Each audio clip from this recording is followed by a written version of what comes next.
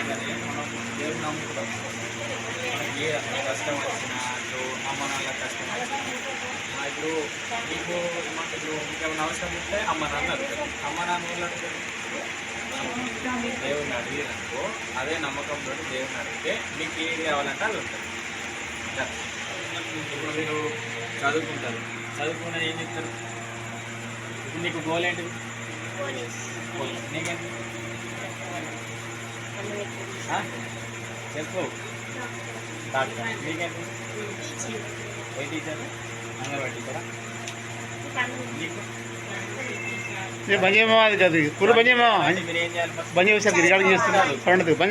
అదే చదువు మీద ఇంట్రెస్ట్ పెట్టి మీరు అనుకున్న దానికి కలెక్టర్ కావాలంటే, పోలీస్ కావాలంటే, నువ్వేంటి టీచర్ కావాలంటే, నువ్వు డాక్టర్, ఇవన్నీ కావాలంటే ఏం చేయాలి? ఫస్ట్ చదువుకోవాలి. అంటే ఏదైతే మనం కావాలనుకున్నామో దానికి తగ్గట్టు మనం చదివితే మనం కలెక్టర్ అయినా, నర్స్ అయినా, పోలీస్ అయినా అవుతాం. అంతేనా? అదే మనం దేవునికి ఎంత దగ్గర అంటే ఇప్పుడు దేవునికి సంబంధించి అంటే ఆయన ప్రార్థించుడు కానీ, ఇప్పుడు మనం అందరం ఉన్నాం. దేవుడు ఏమన్నాడంటే నలుగురు ఉన్న దగ్గర నలుగురు ప్రార్థన చేస్తే నలుగురు దగ్గర నేను ఉంటానన్నాడు. అని ఇప్పుడు మనం మాట్లాడుకునే మాటలు కూడా దేవుడు ఉంటాడు. నీ గురించి మాట్లాడుకుంటాడు, నీ గురించి మాట్లాడుకుంటాడు, నీ గురించి మాట్లాడుకుంటాడు, నీ గురించి మాట్లాడుకుంటాడు. అట్లా మనం దేవుని గురించి మాట్లాడుకున్నాం అనుకో, అక్కడ ఆయన మన గురించి మాట్లాడుకుంటాడు. నువ్వేమవుతావు? నువ్వు కలెక్టర్ అవుతావు, నువ్వు టీచర్ అవుతావు, నువ్వు డాక్టర్ అవుతావు, నువ్వు పోలీస్ అవుతావు. మనం చదువుకునే దాని మీద దృష్టి పెట్టినావు, నువ్వు ఏదనుకుంటే అది అవుతావు. ఇట్లా చదువు మీద ఎట్లయితే పెడతావో అదే దేవుని మీద కూడా పెట్టాలి. అంటే ఇప్పుడు మనం ఎక్కడైనా పోతాం, సపోజ్ నువ్వు ఊరికి అయినా అనుకో, మనం మమ్మీ డాడీ ఉన్నారు కాబట్టి ఏం కాదు, మనకు భయం ఏం కాదు. వాళ్ళు లేరనుకో మనకు భయం కదా. అట్లనే మన దగ్గర ప్రార్థన ఉందనుకో, మన దగ్గరికి ఏది వచ్చినా కూడా, ఇప్పుడు మనం ఇక్కడ కూర్చున్నాం, సడన్గా ఒక పాము వచ్చింది అనుకో, మనం ఊరుకుతాం. అదే మన దగ్గర దేవుడు ఉన్నాడు అనుకో, అది అటు నుంచి అదే అట్లా ప్రార్థన అనేది మన దగ్గర ఉండాలి. దేవుని లోపల విశ్వాసం ఉండాలి. అర్థమైనా? మీరు ఎప్పుడైనా మీరు ఏ పని చేసేటప్పుడైనా, చదువుకునేటప్పుడైనా, తినేటప్పుడైనా, పడుకునేటప్పుడైనా, ఎటన్నా పోయేటప్పుడైనా కానీ చిన్న ప్రార్థన చేసుకొని, దేవుడా మా తోటి ఉండు, మా చుట్టూ అగ్నిజాలం వేయు, దూతల ప్రార్థనలు ఉంచు. ఇప్పుడు మీరు ఏమైనా పని చేసిరనుకో, అంటే ఇప్పుడు మీకు ఎగ్జామ్స్ ఉంటాయి, ఎగ్జామ్స్ అప్పుడు ఏం చేయాలి? ఫస్ట్ చిన్న ప్రేయర్ చేసుకొని, మీకు ఏదైతే ఎగ్జామ్ ఉంటుందో అది ఎగ్జామ్కు మంచిగా చదువుకున్న తర్వాత మళ్ళీ ఒకసారి దేవుడా నాకు ఒకసారి జ్ఞాపకశక్తి దయచేయి, నేను ఏదైతే చదువుకున్నానో దానికి మొత్తం గుర్తున్నట్టు జ్ఞాపకశక్తి దయచేయు, నీ జ్ఞానం దయచేయి అని చెప్పి ప్రేయర్ చేసుకుని రాసుకోవాలి. నీకు అప్పుడు 100/100 మార్కులు వస్తాయి. అర్థమైనా? ఇప్పుడు నీకు నీ ఫేవరెట్ టీచర్ వాళ్ళు ఏం చెప్తారు? ఈవీఎస్ అంటే సోషల్. నీకు మీరందరూ ఒకటే క్లాసా? ఒకటే క్లాసా? నువ్వేంటిది? మీ అంటే మీ జూనియరా? మీరందరూ ఒకటే క్లాస్. ఎక్కడ? ఎంపీపీఎస్. ఇప్పుడు నీకు ఒక ఫేవరెట్ ఉన్నాడు, నీకు ఒక ఫేవరెట్, నీకు ఒక ఫేవరెట్. మీ ముగ్గురు ఒకటే ఫేవరెట్ లేదు.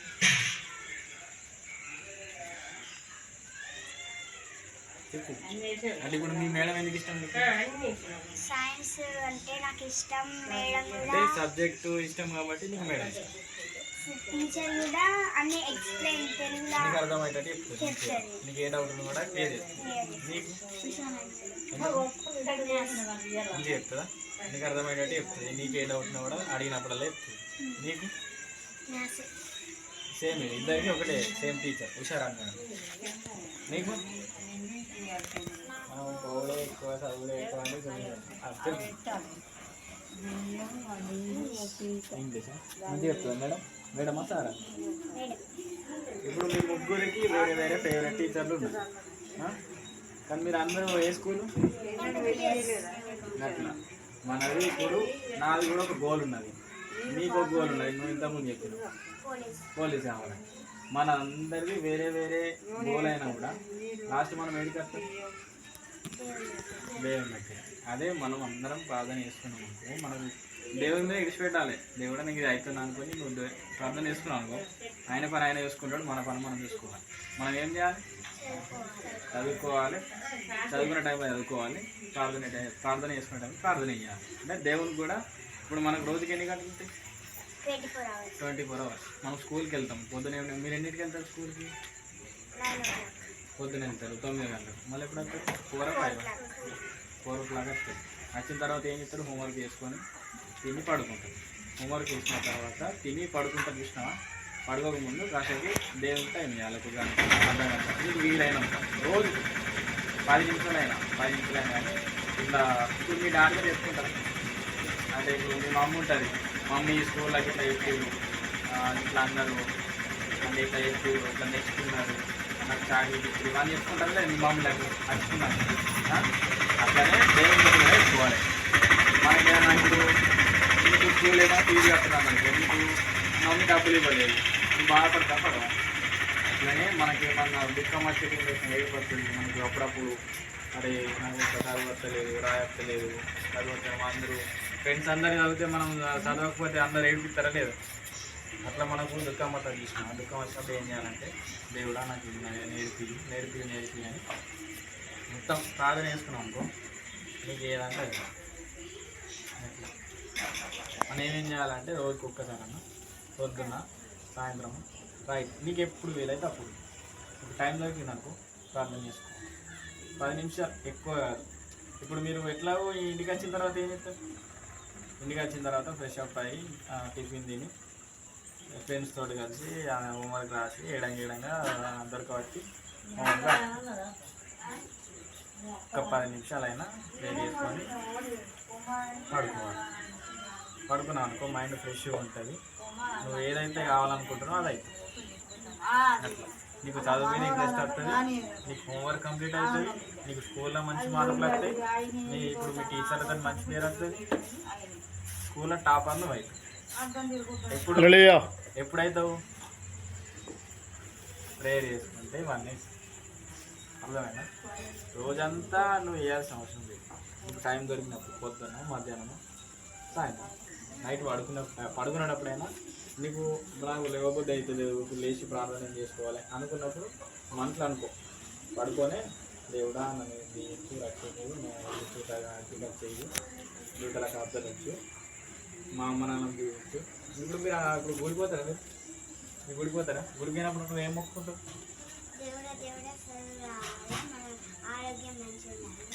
మొక్కుకుంటావు. నువ్వేం మొక్కుకుంటావు?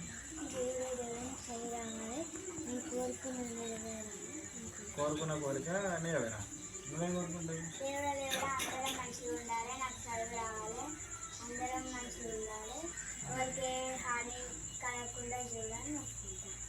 నువ్వేం కోరుకుంటావు?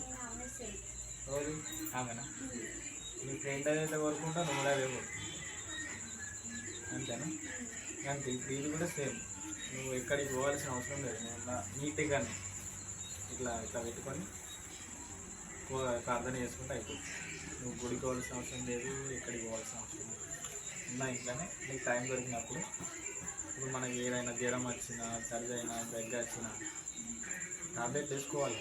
కానీ అదే టాబ్లెట్ తోటి అదే నమ్మకంతో నువ్వు ప్రేయర్ చేసుకున్నావు తగ్గిపోతుంది.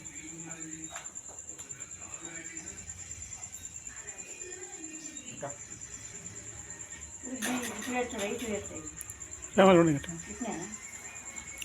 సాక్ష్యం మంచుకో 5 minutes. సాక్ష్యం అభిలాష్ సాక్ష్యం మంచుకొని ఎట్లా యాక్సిడెంట్ అయింది? సాక్ష్యం అనేది ఎట్లా అంటే ఇప్పుడు మీరు ఇంటలేదు వింటారా? అయితే నేను మా ఊళ్ళో ఉన్నప్పుడు అది రోజు సండే మార్నింగ్ ఏంటంటే నేను చిన్న పని మీద అటు ఊరికి వెళ్ళి వస్తా అని పోతున్నా. ఇంకా అది పోయి వస్తా. ఇక ఆ రోజు సండే పోయి వచ్చి ఇక చచ్చిపోతా అనుకున్నాను. కానీ పోయే మూమెంట్లోనే యాక్సిడెంట్ అనేది అయింది పెద్దగా. ఇక ఎట్లా అంటే ఇక పడ్డాకనే స్లో కోల్పోయినాక ఇక అంబులెన్స్ చుట్టుపక్కల ఉన్న వాళ్ళు వచ్చారు, లేవట్టి అంతా మొత్తం. ఇప్పుడు రోడ్ సైడ్ బురద ఉంటుంది కదా, బురదలో పడ్డాక ఇక చుట్టుపక్కల ఉన్న వాళ్ళు ఏం చేస్తారు, నాకు చూసి నా ఫోన్ తీసుకొని మన మమ్మీ డాడీ ఉంటారు కదా, మమ్మీ డాడీకి ఫోన్ చేసినాక వాళ్ళు వచ్చారు. వాళ్ళు వచ్చినాక అంతే నార్మల్గానే ఉన్నా, అప్పుడు బ్లడ్ కూడా రాలేదు, నార్మల్గానే ఉన్నా. ఇప్పుడు నా బండి ఉంటుంది బైక్ అనేది హ్యాండిల్లో వచ్చింది. ఇలా వచ్చినాక నార్మల్గా ఉన్నా. హాస్పిటల్ తీసుకుపోయినాక అది చెకప్ అనేది చేసిర్రు, అంతా నార్మల్గా ఉన్నది, ప్రాబ్లం ఏం లేదు. అంతా మమ్మీ ఏం చేసిందంటే మార్నింగ్ నుండి ఏం తిన్నా అని బనానా తినిపించింది. బనానా తినిపించినాక వామిటింగ్ అయినాక ఇక స్కానింగ్ తీసుకుపోయారు. కడుపు నొప్పి లేచింది. అప్పుడే స్కానింగ్ తీసుకుపోయినాక బ్లడ్ అనేది క్లాట్ అయింది లివర్ దగ్గర లోపల, ఇంకా పేగులు ఉంటాయి కదా దాని దగ్గర బ్లడ్ అనేది క్లాట్ అయిన తర్వాత ఇక ఎమర్జెన్సీ హైదరాబాద్ పోవడం, పెద్ద హాస్పిటల్ గాంధీ హాస్పిటల్ అని ఉంటుంది హైదరాబాద్లో. ఎప్పుడైనా పోయిరా హైదరాబాద్ మీరు? పోయినాను. ఎక్కడికి పోయినా? హైదరాబాద్కి మా బాబాయ్ పెళ్ళి ఉంటే పోయినా. ఓకే, అయితే హాస్పిటల్ పెద్ద హాస్పిటల్ ఉంటుంది. ఇక హైదరాబాద్ మొత్తంలో అదే వెళ్ళి అప్పటికప్పుడే ఇక తొందర 2 అవర్స్లో తీసుకుపోవాలి. తీసుకుపోకపోతే నేను మధ్యాహ్నం పోతా లేట్ అయితే ఇక ఇప్పుడు అంబులెన్స్ డ్రైవర్ దగ్గర దేవుడు ఉండి తొందర నడిపించింది మమ్మల్ని. అనుకున్న టైం కంటే ముందే ఉంచి ఇక హాస్పిటల్కి చేరుకున్నాక అక్కడ మనకి ఏం తెలియదు.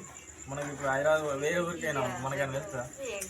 అప్పుడు కూడా అంబులెన్స్ డ్రైవర్ మా దగ్గర ఉండి మాకు ప్రతి ఒక్క స్కానింగ్ తీపిచ్చి అక్కడ రూమ్లో సబ్మిట్ అడ్మిషన్ ఇప్పించి ఆయన వెళ్ళిపోయింది. ఇప్పుడు మనం వేరే ఊరికి అయినాక అన్నకి ఈ దుకాణం ఏడని అడుగుతాం, ఆయనకి చెప్పి వెళ్ళిపోతాడు. కానీ నీకు కొనిచ్చి నీతో ఉండి నేను మళ్ళీ మీ ఇంటికి తీస్తాడు. కానీ ఆ రోజు అట్లా కాదు.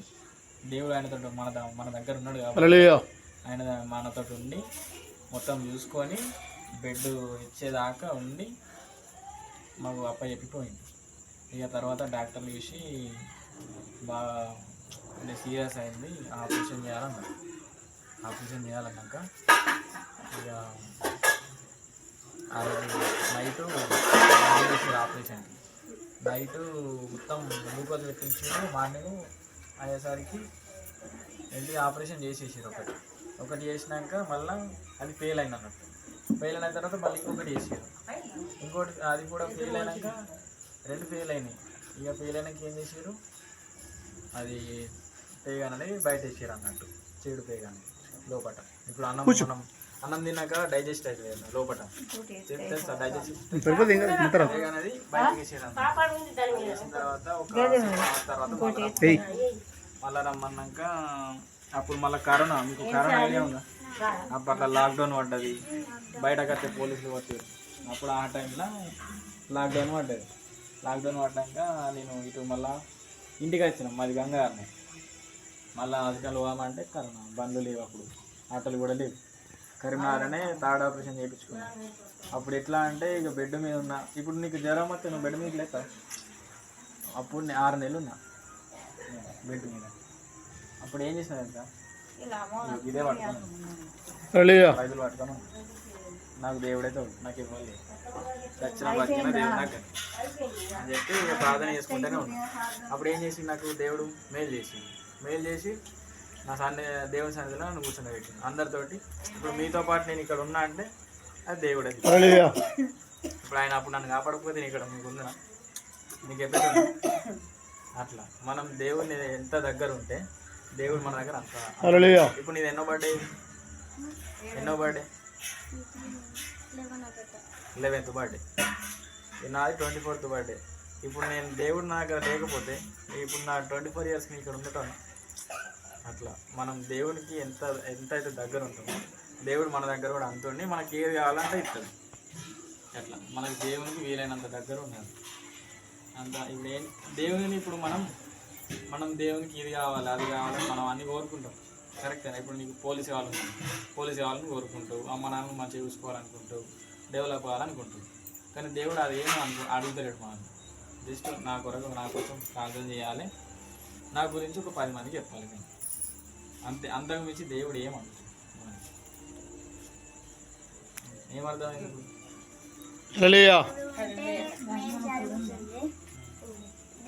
దేవుని గురించి రోజు ఒక 10 minutes టైం తీసుకొని ప్రార్థన చేసుకోవాలి.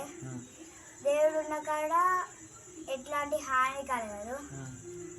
దేవుని గురించి మనం తెలుసుకొని ఇంకా కొంతమందికి చెప్తే వాళ్ళు కూడా తెలుసుకునేటట్టు చేయాలి. Okay good. నువ్వు హల్లెలూయా. నేను దేవుడు అందరి దగ్గర ఉండాలి, అందరికీ ఏం కాకుండా చూసుకోవాలి. ప్రతి టైం దొరికినప్పుడు ప్రార్థన చేయాలి, మోకాళ్ళతో ప్రార్థన చేయాలి, కన్నీటితో ప్రార్థన చేయాలి. గుడ్. నువ్వు మోకాళ్ళతో ప్రార్థన చేయాలి, ఎప్పుడు టైం ఉంటే అప్పుడు ప్రార్థన చేసి చెప్పు నీకు అనిపించింది చెప్పు, భయపడ. కొంచెంసేపు ఒక 10 నిమిషాలు టైం ఉంచుకొని ప్రార్థన చేసుకొని పండుకోవాలి. నువ్వు ప్రార్థన చేయాలి, కన్నీటితో ప్రార్థన చేయాలి. ఒక 10 మినిట్స్ టైం తీసుకొని ప్రార్థన చేసేసి మనం ఇంకో 10 మందికి చెప్పేటట్టు మనం. హల్లెలూయా. ఇప్పుడు నేనైతే మీకు ఎట్లా చెప్తున్నాను, మీరు అట్లా మీ లైఫ్లో ఏమైనా మంచిగా జరుగుతుంది చూసినావా, అది 10 మందికి చెప్పుకోవాలి. దేవుడు చేసిన మేలు ఉంటుంది చూసినావా, అది 10 మందికి చెప్పుకుంటే వాళ్ళు కూడా అబ్బా ఆమె లైఫ్ ఇంతమంది చేసిండు, నేను కూడా అట్లనే చేస్తా, ఆమె లెక్కన ప్రార్థన చేస్తా, ఆమె లెక్కనే గుడికి వెళ్తా, చర్చికి వెళ్తా, ఆ దేవుని దగ్గర ఉంటా అని వాళ్ళు కూడా అనుకొని వాళ్ళు కూడా నీకు మళ్ళీ సేమ్ చెప్తారు, నీకే వేసిరా దేవుడు నాకు కూడా వేసిండు అని చెప్పి నీకు అందరికీ చెప్తారు. అట్లా గుడ్. మీకు క్లాస్ కొట్టేది అందరికీ.